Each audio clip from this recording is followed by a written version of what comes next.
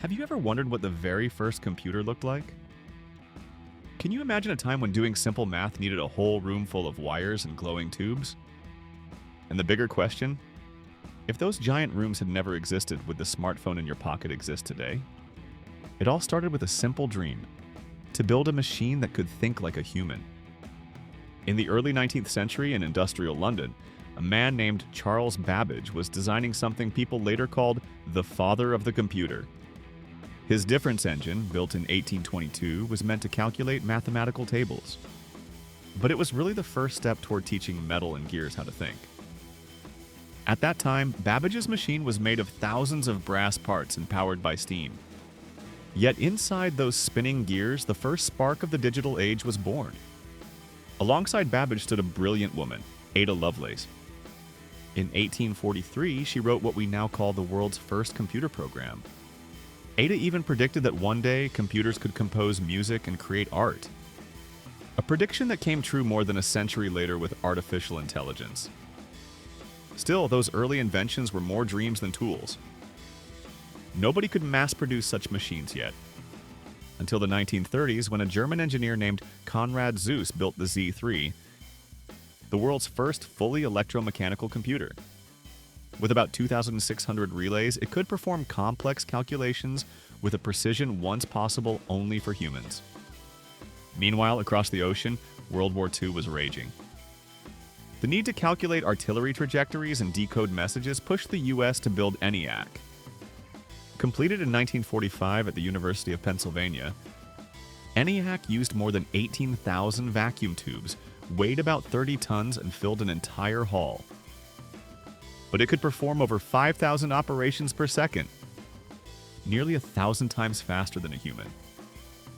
When ENIAC was first powered on, the room heated up within minutes, and city fuses blew several times. But that was only the beginning.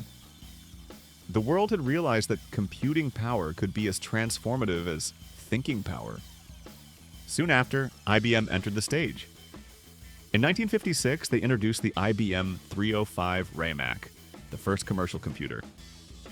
Its hard drive was bigger than a washing machine and stored only 5 megabytes. For comparison, today we can send that much data in less than a second through a simple message. At that time, computers were available only to governments and large corporations. Each machine cost hundreds of thousands of dollars. But the real revolution came in the 1970s, when people like Steve Jobs, Steve Wozniak, and Bill Gates decided to take computers out of closed rooms and put them on everyone's desks. In 1976, Apple won a ride with just 8 kilobytes of memory. A simple circuit board with no monitor or case. Yet it changed the digital world forever.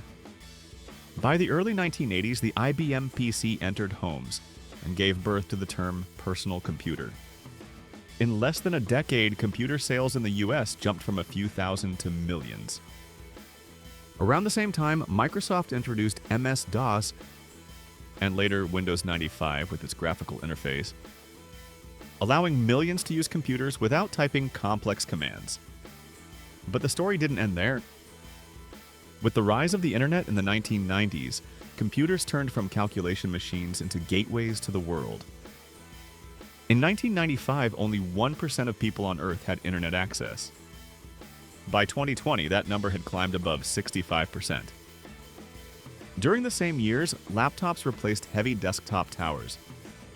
And with the rise of smartphones, the word computer literally moved into our pockets.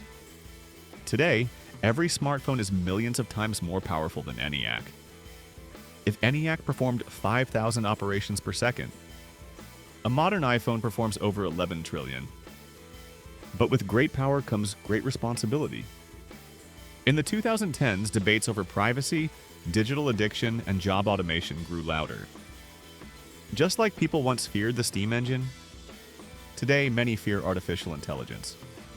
Yet AI is simply the continuation of Babbage's old dream: to teach machines how to think.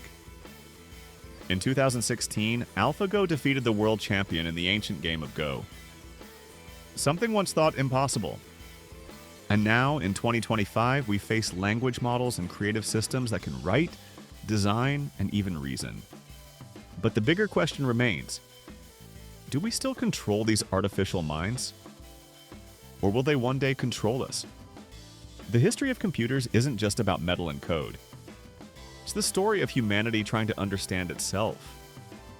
From Ada and Babbage's gears to today's nanometer chips. Step by step, we've been rebuilding the human mind in silicon. And maybe that closeness is both beautiful and terrifying. Today, with just a few clicks, we can create worlds that once existed only in imagination. But every bit we create is a reflection of who we are. So my final question for you is this.